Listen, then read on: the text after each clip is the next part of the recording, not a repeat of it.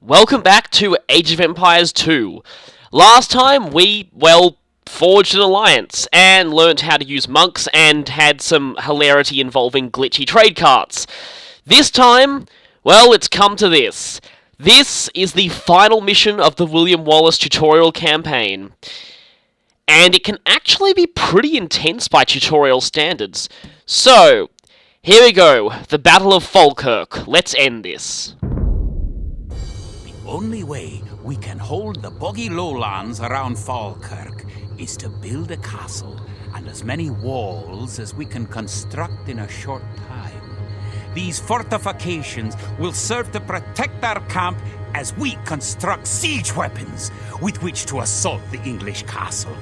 Once the castle is constructed, Wallace himself has sworn to join our forces, and together we will attack Longshanks and his English troops.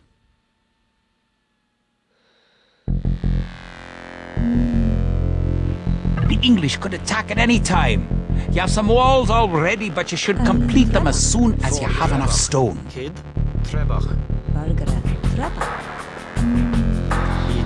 Okay, we've actually got a whole bunch of idle villagers to start with, and we should put them to work immediately. It's very easy to forget about these villagers, and if you don't get a good economy going, things can get quite annoying. Now, also, you want to make sure to station all of your troops. You automatically start with quite a few troops. You want to make sure to station them all down here, because... oh, they're already sending their unique unit at us. I'll talk about British longbowmen later on, but... we've got a whole bunch of outposts around the river here. Resources of one type, you can sell them for gold at your market. You can then use the Didn't you already explain this last scenario?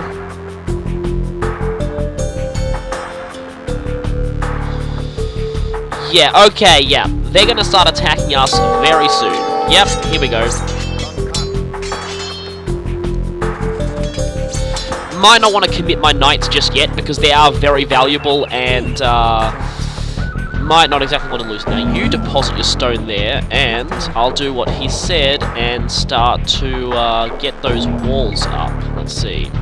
You can also build towers to defend your city. Units can garrison within a tower for defense and protection, and archers can even fire out of a tower. Yeah, that was something that I didn't mention before. If you garrison archers inside of a tower, and also you can garrison villagers in towers too, and they'll automatically go into them if one of them is closer than the town centre when you ring the town bell. Now, yes, archers garrisoned up... dang it, another attack.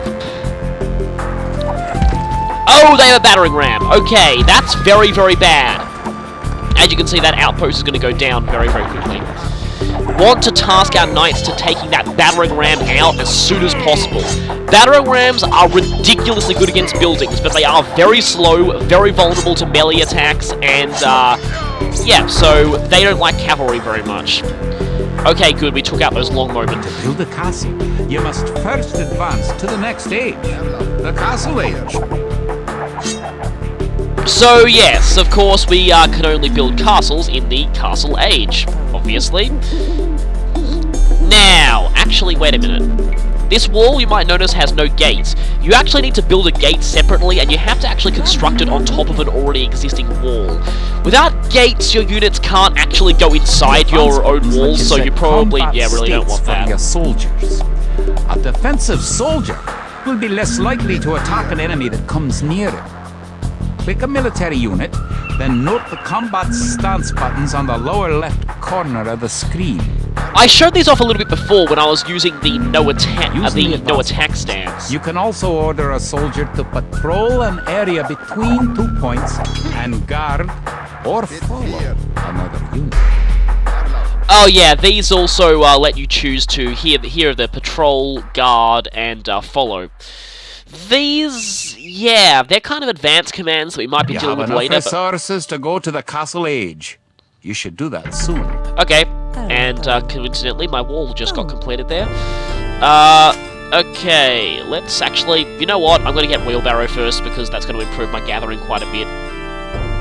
Now, let's say I don't want these guys to pursue any enemies that get near them very far, otherwise they might run into serious danger. I can use the defensive stance here. Basically, this makes sure that... allow access to a new type of formation. For example, With a box formation, you can protect a weak unit such as a monk. I like this because the text that's up there doesn't actually mention the such as a monk part of that guy's line. But yes, actually I can demo formations here. Formations are basically the kind of, formation that your units take when they're grouped together. Now the default is line formation. Basically, this positions your units in the group according to their specialty. So the knights, the most defensive ones here, are in the front, the soldiers in the back, and of course the archers are in the rear. If I go to box formation, the units immediately form a box around the weakest units in the group, the ones that need the most protecting. In this case, they're protecting the archers, which is actually kind of smart.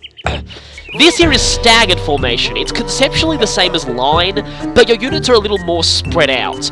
This actually is really helpful when you're dealing with siege weapons that can cause ridiculous amounts of damage to bunched up units, and that's really mainly it. Flank formation, yeah, basically puts the your guys into two subgroups that attempt to surround the enemy. That can be useful sometimes. And that there is not a formation, but that is an attack move. That's an order, but we'll get into that a little bit later. Now I'm going to put this whole group here on defensive just so they don't run too far after the enemy.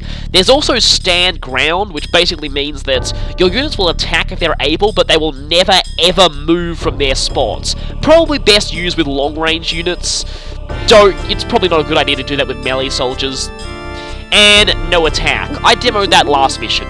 Basically, that means that your units will never attack, even if they are attacked.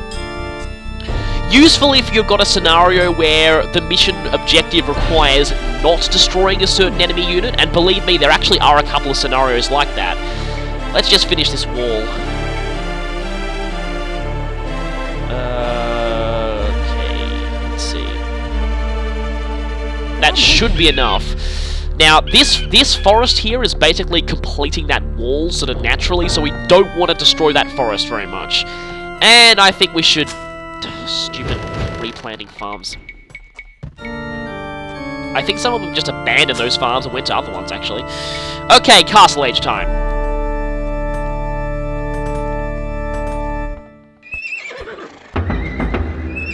Now, I may want to get myself a couple of scout cavalry, because they will get a lot better come the Castle Age. A lot better. Didn't have any skirmishes, so let's get a couple... Well, let's get some of those. We've already got quite a large... Actually, wait a minute. Those guys are letting things slip through on defensive. Where the heck is that longbowman going, though? Come on, I know you're in there. Where are you? Where are you? Oh, it's a... He's getting chased by a wolf! Oh, that's hilarious! Okay, I'm gonna leave that guy there. I want to see if the wolf actually kills him. Oh, that is awesome! Except, yeah, he killed the wolf. Wolves tend to die very quickly to military units. Of course, his victory against nature will be short-lived. Oh, that was brilliant. I love that. Oh, he got... Wow. Even the wolves seem to be on our side. Okay, let's just put a gate here. We need to make sure that we're collecting as much stone as we can, because we're going to need a lot come the Castle Age, believe me. Stone, I find, personally, is... I can hear swords. Okay, you guys get off defensive. You're, that's not really serving you that well. You take that longbowman down. Skirmisher, you two. Hey, attack him. Okay, they're gone. That longbowman dead? Yeah, scout cavalry are really, really pathetic in combat, so... You're going to find lots of things to do in the Castle Age. For starters, try building a siege workshop to make battering rams and other siege weapons. I love the way he says battering rams. I probably totally butchered that, but that is just awesome the way he says that. Okay, so they say we can build a siege workshop. Where are we being at? Oh! Okay, that's one of the pitfalls of aggressive stance. Yeah, they can accidentally pursue the enemy too far and go into... Yeah, that's not good. Okay, I'll just kill this longbowman here. By the way, longbowmen are... Well, actually, we're going to learn about unique units a bit later, so I'll save that for then. And you guys are going to go a little bit further back. so you don't accidentally run there. We're not going to go anywhere near there until we're ready. Okay, remember I said that Scout Cavalry are going to get a lot better in the Castle Age? We can now upgrade them to Light Cavalry. We can also create Knights. Knights are very, very expensive, but they're incredibly powerful. We can also research Husbandry, which makes Cavalry move 10% faster. That's cool, but I'm going to go ahead and upgrade to Light Cavalry because Scout Cavalry really need the upgrade. We can also... We don't even have men at... Seriously? We do not have the men-at-arms upgrade? You assign extra villagers to gather stones so you'll have enough to build the castle and all the fortifications you'll need. Okay, a castle costs 650 stone. That is a lot of stone, and probably the main reason why stone is not that much of a... You're idle, aren't you? Go back to stone. Why stone isn't that much of a priority until the Castle Age. Once you get to the Castle Age, you will need a lot of stone. And we've upgraded to Men-at-Arms. Now, there's a further upgrade. We can upgrade our Men-at-Arms to Long Swordsmen, the next in the Swordsman line, which are basically better than Men-at-Arms. That's basically all. We can also upgrade our Spearmen to Pikemen, but since the enemy isn't really focusing that much on cavalry, I'm gonna really not do that. We can, though, upgrade our skirmishers to elite skirmishers, and that is going to be very helpful considering all the archers our enemy is using. So yes, a lot of unit upgrades available in the car. Oh hey, speaking of upgrades, we've got light cavalry now. Light cavalry are actually considerably faster than scout cavalry, have much better line of sight as well, but the main benefit is they are a lot better in combat.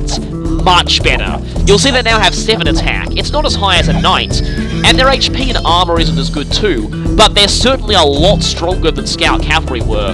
They're also, and as such, they go from a utility unit to more of an actual, hey, elite skirmishers just went through.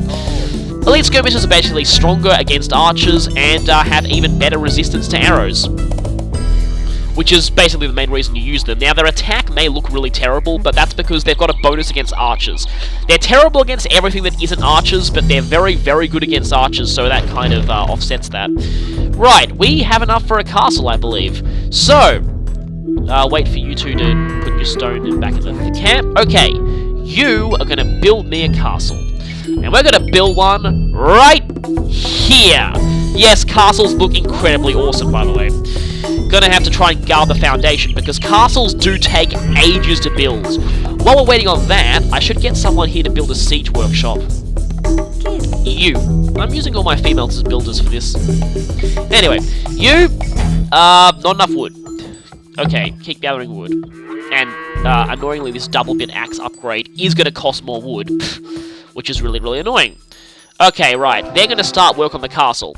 As you can see, castles take quite a while to build, and those are... What are those villagers doing?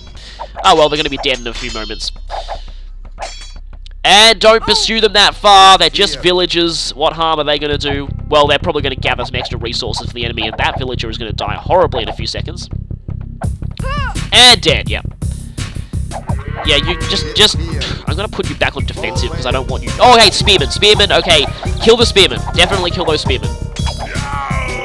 Except our cavalry are really not going to like those spearmen. Okay. But spearmen don't like archers very much. They are pretty good against skirmishers, though, because, well, anything that isn't archers are really good against skirmishers. Oh! Longbowmen! Okay, sending our cavalry to deal with them. Light cavalry are very effective against archers because of their extra speed. They can close in with the archers and attack them in melee range very quickly. Oh, there's a battering ram, and it's having trouble getting out of its own town.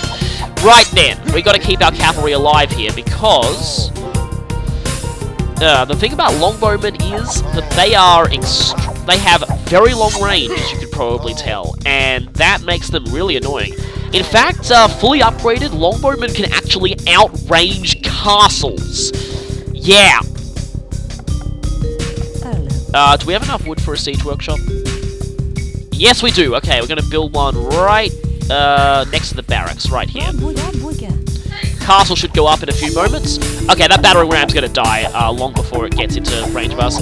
Battering rams are practically invincible against arrows. Sir William should be here soon, and then attack the English.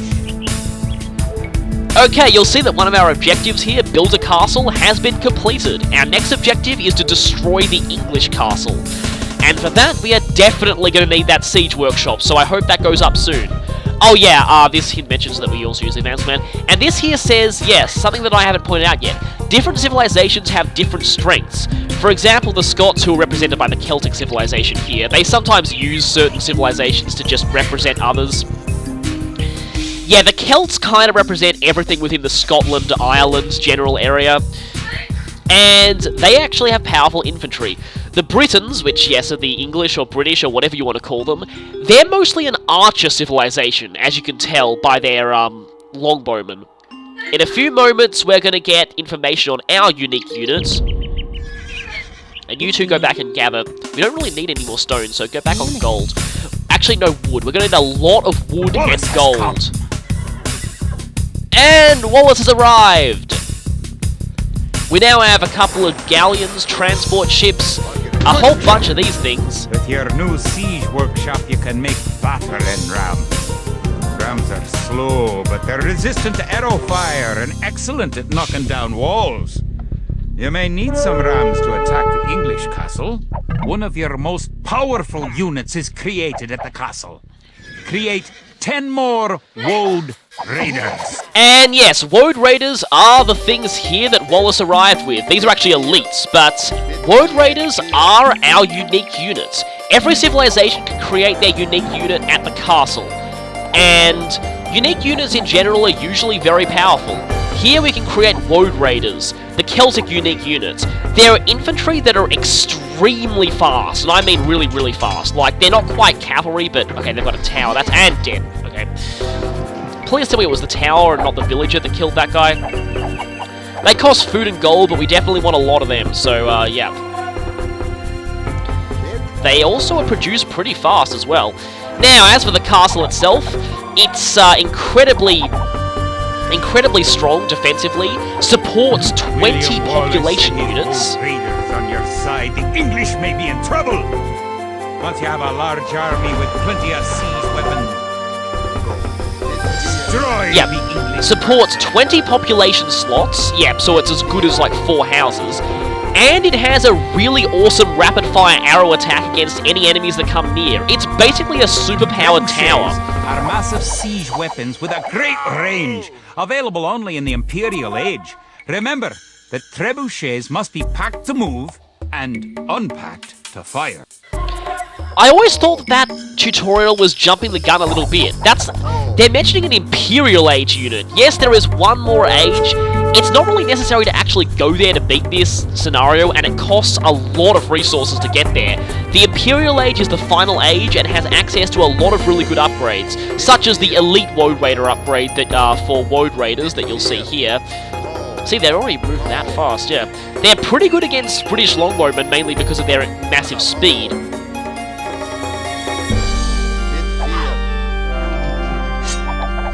And our Cavaliers have almost rendezvoused with us. We've got a pretty sizable army at this point, but we should save a lot of our population slots for siege weapons, which we'll be starting to get in a few moments.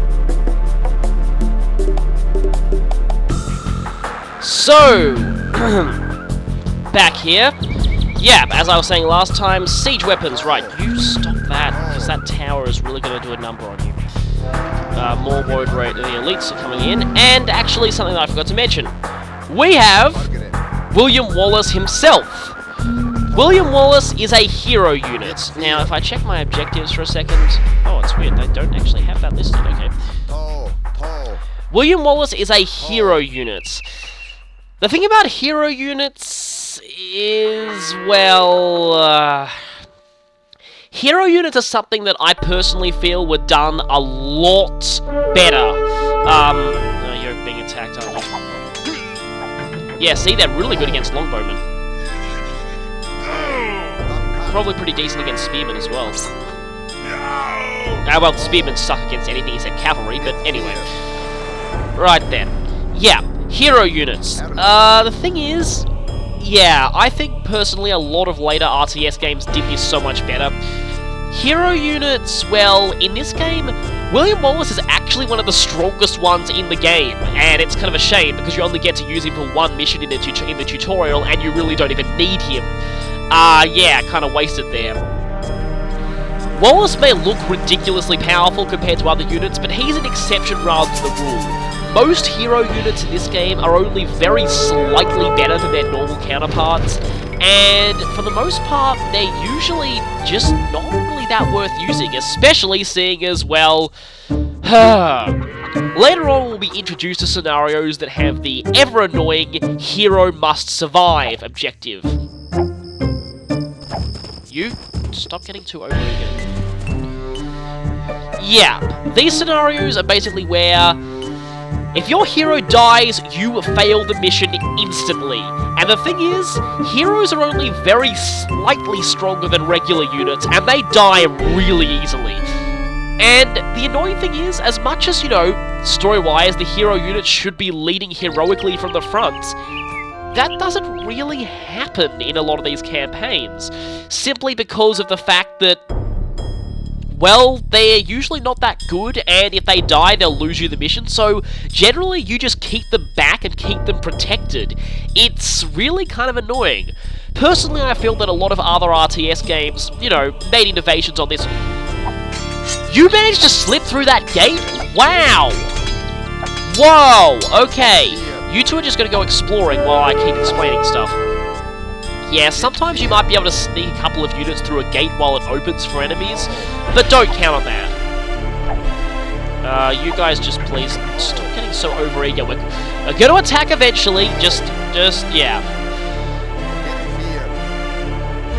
Right, now if we somehow do manage to find the castle, these two are pretty much gonna die. That tower has really long range. Oh, it does have upgraded range, okay. Anyway, later RTS games would do things like giving heroes special powers, making it so that they're only knocked out rather than actually killed in combat. Age of Mythology did that, I believe, and that made heroes a lot more useful, and so did Age of Empires 3. Or, you know, gave heroes an experience point and leveling up system. I believe Lord of the Rings Battle for Middle-earth did that, and I think Warcraft might have as well, but I don't quote me on that because I haven't really played that game very much. Now, yes, on top of that hill is the English castle, and anyone who approaches it... Okay, this guy's gonna die, isn't he? Okay, he is just barely alive, so hopefully I'll be able to show off something interesting. The English castle is up there. Now, normally you'd think, well, we'd have to destroy the gates to get through there, and we could do that. Battering rams are really good at knocking down gates. However, there's a completely unguarded stretch of shoreline there, over here, as you can see. Very, very, very empty and unguarded. Wow, that was weird. Very, very empty and unguarded. As you can see, it's really, really empty. Anyway, let's just task you to exploring. So they really don't have much in the way of defenses on this side.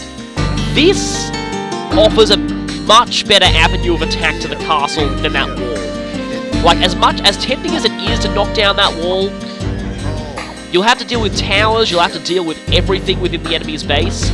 Much, much better and much more efficient to circumvent them and go around this coast. And we just happen to have transport ships for that very purpose. Fully upgraded transport ships, actually, that are capable of carrying 20 units each, so very, very handy, that. Okay, they got a monastery here, that's interesting. Not really doing much, and a university, okay. Universities are basically an upgrade building you can build during the Castle Age. They really are, they're like the blacksmith, but for the Castle Age. They give you access to some very interesting upgrades. Now let's see if we can actually get to the castle from this side, because, just scouting while I build up enough resources to get some battering rams and the like. Let's see if we can actually get up there. Just be careful not to go within range of the castle, otherwise you're probably gonna... Okay, right.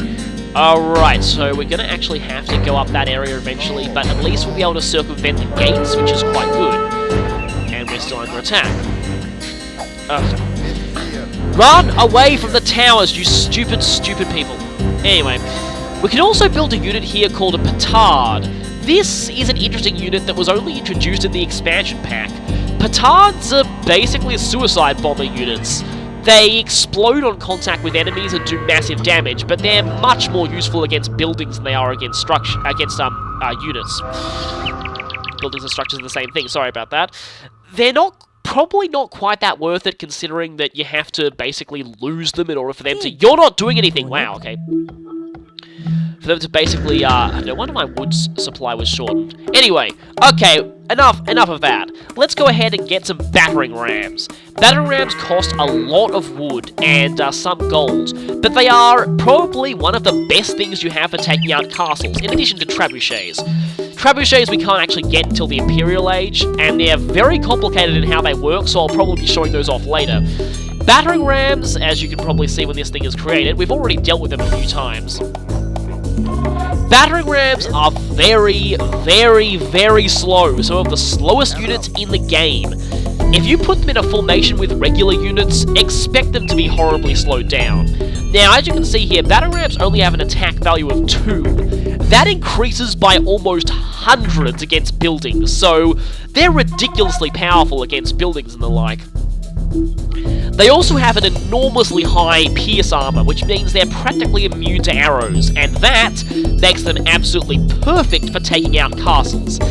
Yep, they're pretty much a dedicated counter unit to castles, but they're very weak against melee infantry and cavalry and basically anything that isn't archers, and because of that, yeah, they can be sort of annoying that way. So, we want to pair them up with some infantry. Do we have a longswordman? Only 4 longswordsmen. Check these road raiders are elite. Wait a minute. Oh, okay, yeah, some of them aren't elite. Okay. I'll just get a small batch of these road raiders, and I'll send them over here. This is going to be my attack force. Gonna need I think I have enough for one more battering ram. Another battering ram. Get them all together over there. Now, you might notice also that the Siege Workshop, we can also create some more siege units.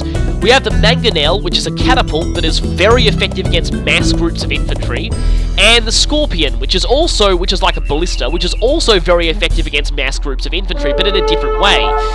They both have their advantages and their flaws, and I'll probably end up talking about the pros and cons of each later on. Scorpions are a little cheaper, and they don't quite do as much area damage, but Scorpions have much less risk of, well, in fact, they don't harm your own units at all. Those Mangonels, especially in Vanilla Age of Kings, when their unit automated AI is really bad, yeah, they have this huge tendency to kill your own men, so, gotta watch out for those. But the others... Okay, I don't have enough wood for another battering ram. 4 should probably be enough. Now, in the Imperial Age, we can actually upgrade battering rams. They're actually a 3-stage line, believe it or not. So, that's actually pretty amazing, and not all civilizations can get the full stages. In fact, speaking of civilizations, I thought I'd take this time to just talk about the Celts as a civilization here. So, if you look over to the left side where I'm pointing my mouse, it mentions that, to sum up, they're practically an infantry civilization. Their infantry move 15% faster, which is actually a really, really nice bonus. All of their militia, men-at-arms, spearmen, everything, basically, all infantry move 15% faster, which is, yeah, actually a really, really nice bonus. Their lumberjacks also, chop wood faster, and their siege weapons fire 20% faster. Now, I don't think that applies to battering rams, but correct me if I'm wrong on that. So yes, they're good at both infantry and at siege, exactly what we need for this mission. And yes, the increase in chopping wood also helps in getting enough wood for siege weapons. Also this thing, sheep not converted if in one Celt unit's line of sight. I never understood that as a kid. As a kid I always thought that meant that you actually needed 2 of your own units in order to capture sheep. But actually it's the opposite. What it means is, if the enemy tries to take a sheep from you, they will not be able to do that if you have more than 1 unit within the sheep's line of sight. So, in simple terms, the Celts are better at guarding sheep than other civilizations, which is actually quite good in the early game. Their unique unit is the Road Raider, which is a ridiculously fast infantry that really helps in killing archers and siege weapons. Their unique technology, which you can't research until the Imperial Age, gives siege weapons 50% hit points, so yes, they're quite good at siege as well. And their team bonus here, again, also applies to siege weapons. Siege workshops work 20% faster. That means that units are produced from the siege workshop 20% faster, and upgrades are researched faster too. Now this thing, team bonus, Team bonus was a little complicated at first. I never quite understood what it meant. At first I thought this only applied to team games, and the manual seems to imply this as well. That's actually not true. The team bonus, okay, I didn't actually learn how this works until very recently, but how it works is this. The team bonus always applies to you, no matter what, even if you're in single player. So the Celts will always have 20% faster siege workshops. However, if you are playing a team game, all of your allies who are on the same team as you will also get the benefit of your team bonus. So for example, if the Celts were allied with, let's say, I'll just say this off the top of my head, the Franks for example, the Franks would have siege workshops going 20% faster, even though they normally wouldn't get that. And in turn, we'd gain the benefits of their team bonus as well. So team bonuses are actually kind of cool. Now, if we scroll over here, we'll see that, in fact, the Celts actually do get all upgrades of the battering ram line. They also get all the upgrades of the mangonel line. Now, this is very rare. Very few civilizations have access to the siege onager. This thing is insanely powerful. And yes, very few civilizations get it. So if you do get it, it's a very good idea to use it as soon as you can. Now, the Celts actually don't have access to some of the later blacksmith technologies, specifically more of the ones that improve archers. They also don't get the best cavalry armor, but they do get the best infantry armor. They also get all the best attack upgrades, so that's good.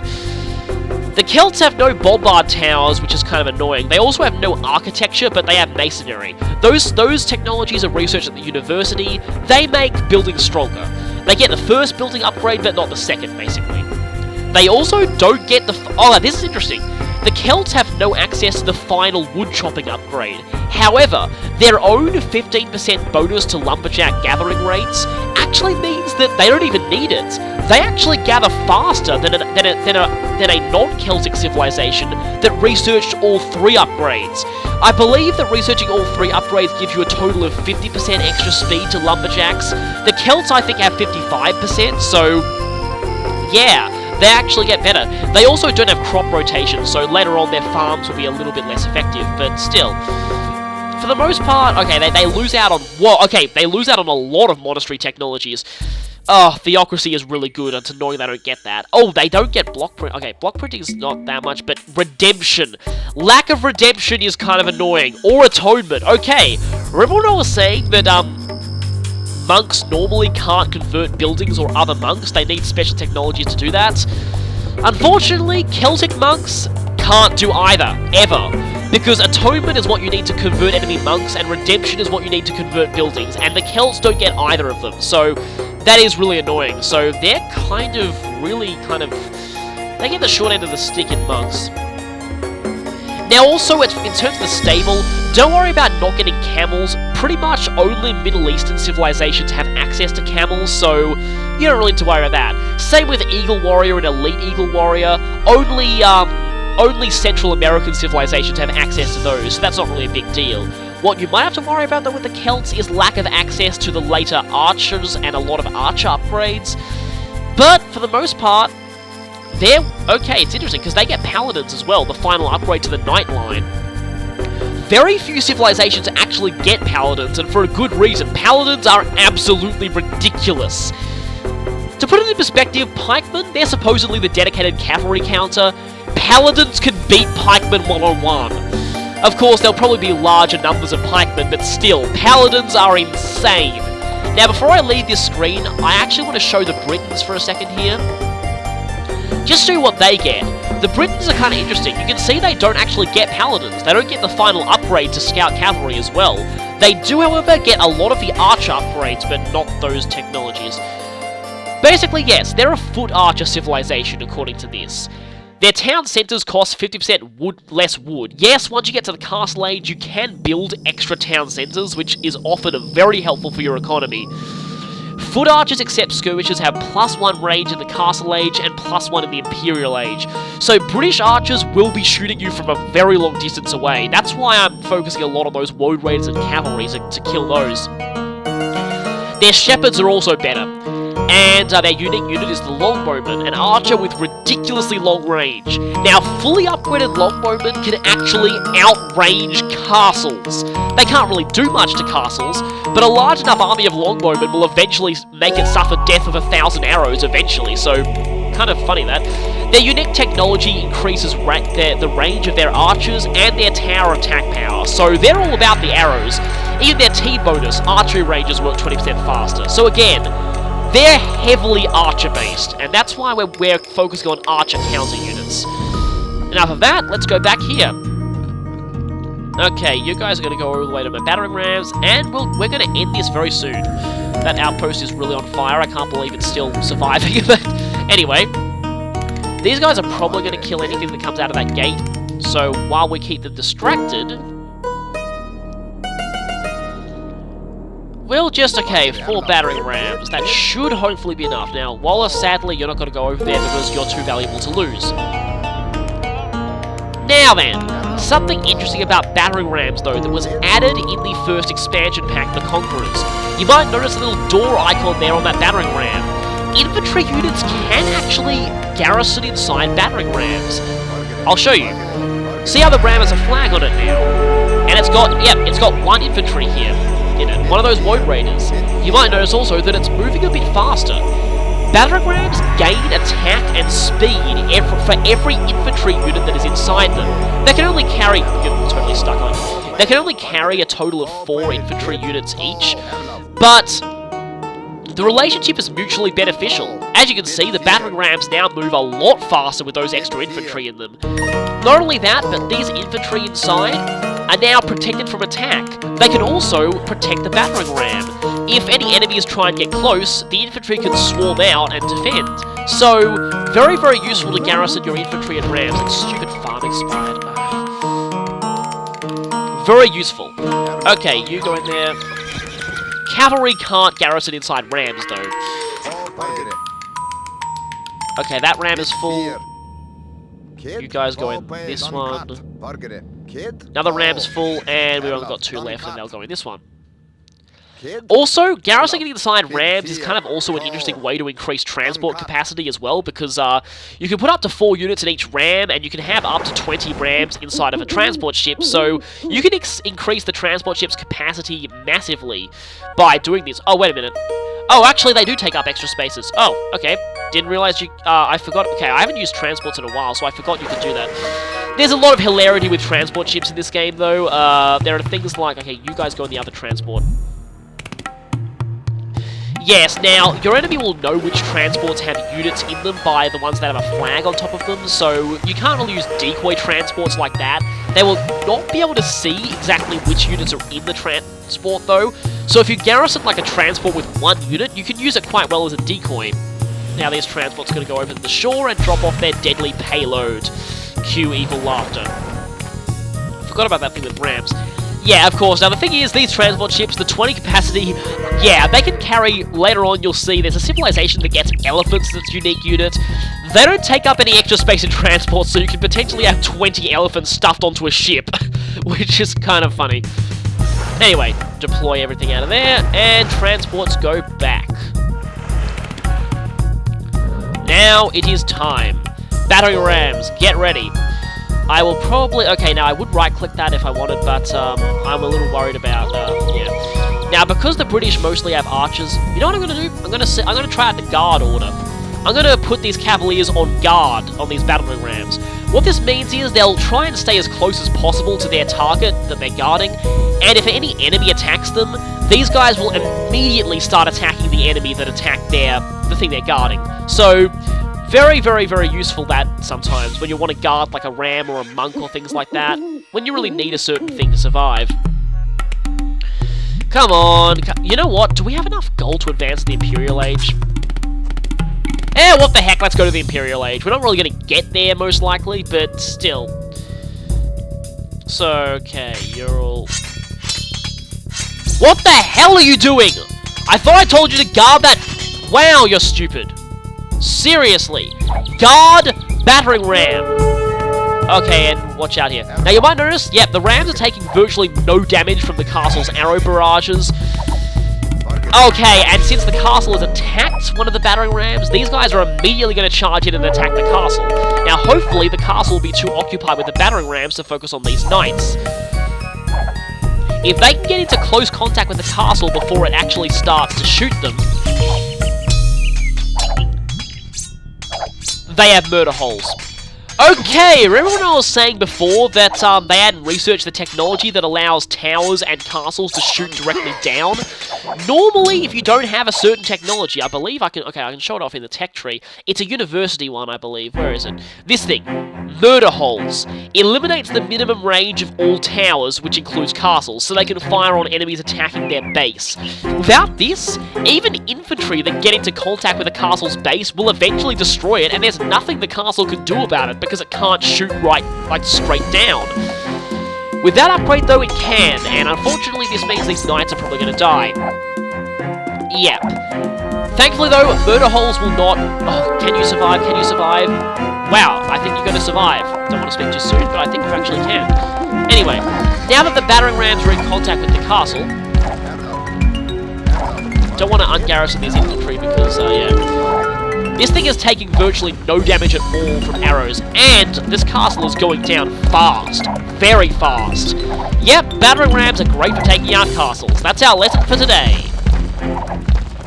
Goodbye, castle. The English castle at Falkirk is no more. The English pretensions in Scotland are surely at an end. The forces of Wallace are triumphant. And we are victorious for the last time, and we get an achievement for clearing the campaign.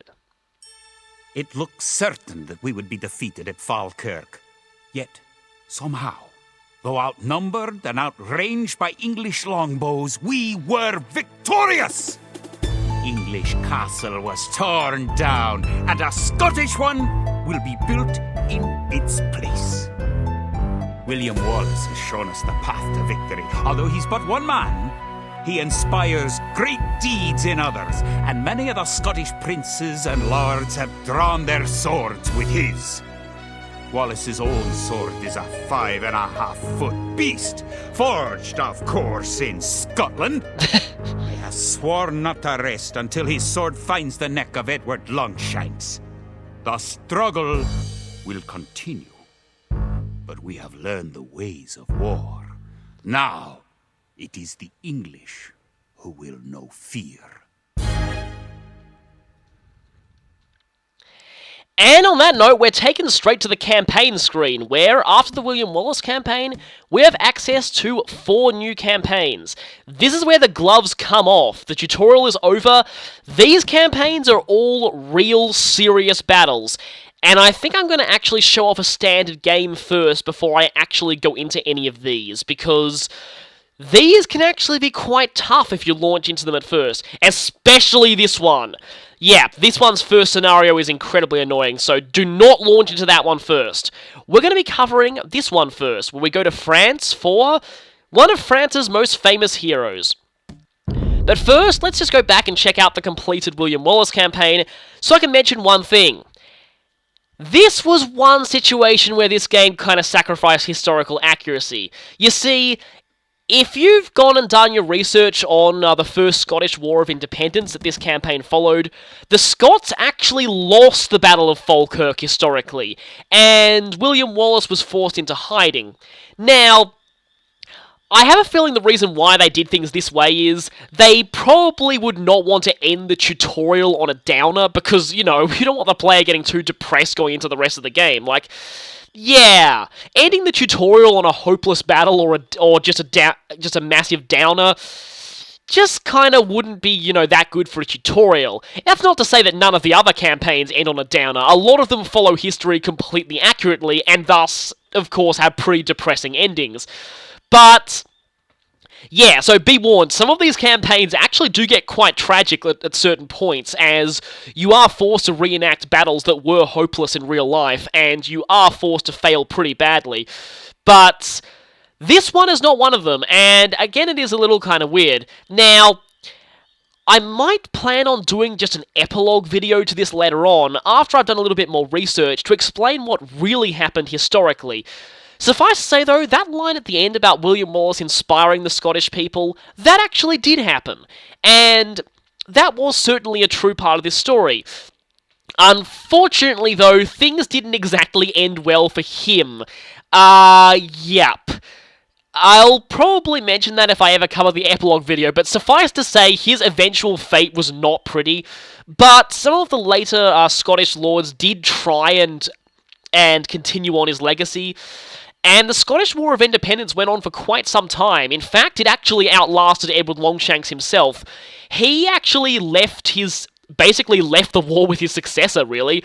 And that probably would have been a pretty big, yeah, you suddenly become king and, hey, we've got a war over here that's now your problem, see ya! But anyway, I will see you next. And now it's time for Ye Olde Fact of the Day. The Woad Raider. The Woad Raider is the first unique unit that I'm going to deal with on this thing, so I should probably mention, I'm actually going to be showing the stats for both the normal and the elite version on the same stat sheet, mainly because there's very little cosmetic difference between them, and yeah. So I will mention here that yes, the upgrade to them, the elite upgrade, will always be available in the Imperial Age from the castle, so just bear that in mind. The elite upgrade usually costs quite a lot, as you can see from here, but it does come with a considerable stat boost, as you can see on the stats side. Now to the Woad Raider itself. The Woad Raider is the Celtic unique units.